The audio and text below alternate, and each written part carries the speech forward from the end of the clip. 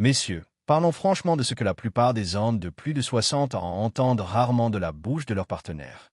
J'ai vu des mariages se refroidir, non pas par manque d'amour, mais parce que des hommes se concentraient sur les mauvaises choses, la performance, la technique, la durée, tandis que leurs femmes aspiraient secrètement à quelque chose de complètement différent.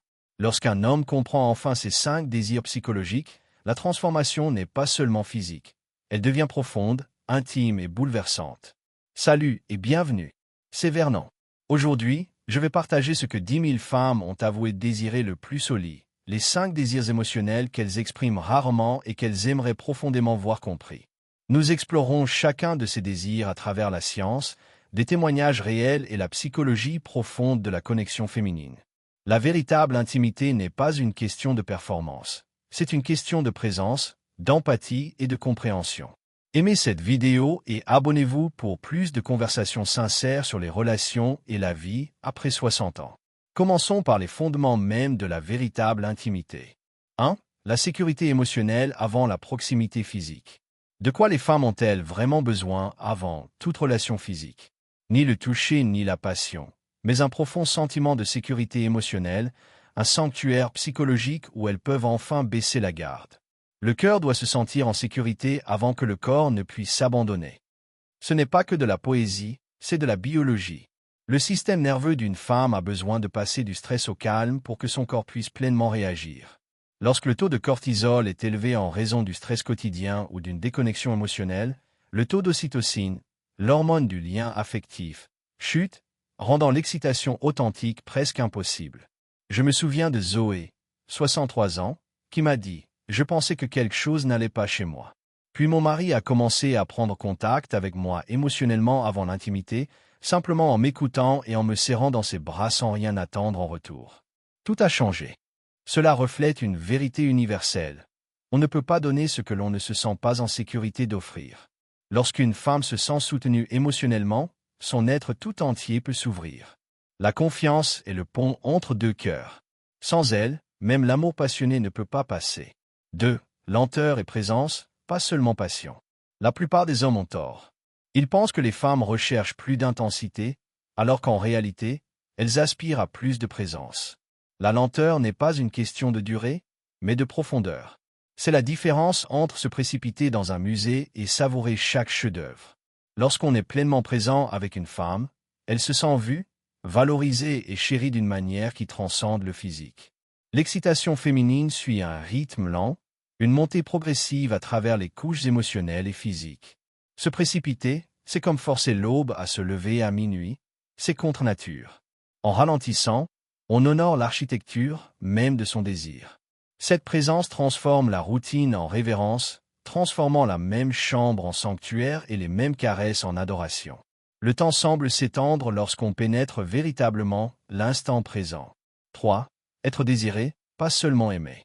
L'amour dit « Je te choisis ». Le désir dit « J'ai faim de toi ». La plupart des femmes de plus de 60 ans sont submergées par l'amour, mais affamées de désir. Après des décennies passées à être mères, épouses et aidantes, beaucoup perdent conscience de leur propre désirabilité.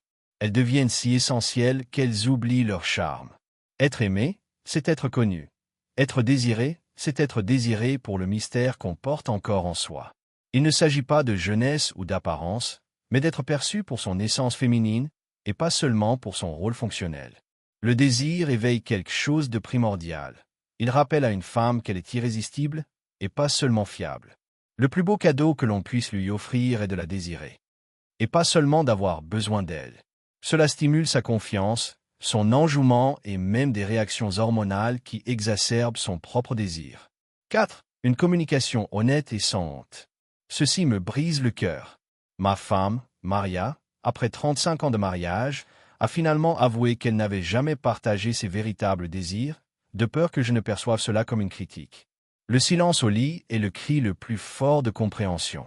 Les femmes refoulent souvent leurs besoins pour protéger l'ego de leur partenaire, tandis que les hommes restent inconscients, créant ainsi un cercle vicieux d'insatisfaction et de distance. Quand Maria s'est enfin confiée, je me suis senti honoré, non critiqué. Son honnêteté était une invitation à une intimité plus profonde. Créer un espace de communication honnête signifie mettre son ego de côté. répondre avec curiosité et non sur la défensive. Sa vérité est un cadeau, pas une menace. Quand la honte quitte la chambre, elle quitte complètement la relation. 5. Une connexion émotionnelle qui perdure après l'intimité. Pour les femmes, l'intimité ne s'arrête pas à l'acte physique. Les moments qui suivent sont cruciaux. Cette rémanence n'est pas un luxe.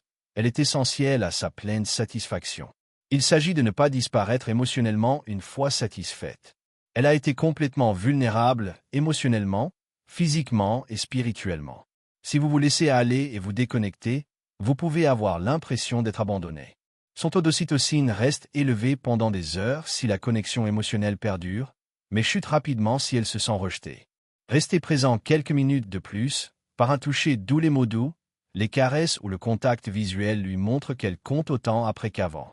Vous comprenez maintenant les 5 vérités discrètes de la véritable intimité.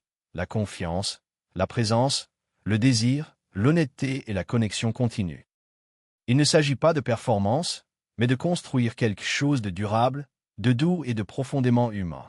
L'intimité après 60 ans n'est pas une question de jeunesse, c'est une question de profondeur.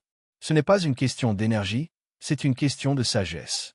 Si cela vous a ouvert les yeux sur de nouvelles possibilités, aimez cette vidéo et abonnez-vous pour plus de conversations honnêtes. Je construis une communauté qui croit que les meilleures relations naissent lorsque nous nous comprenons profondément. Je suis Vernon. Merci d'avoir regardé et à bientôt pour la prochaine vidéo.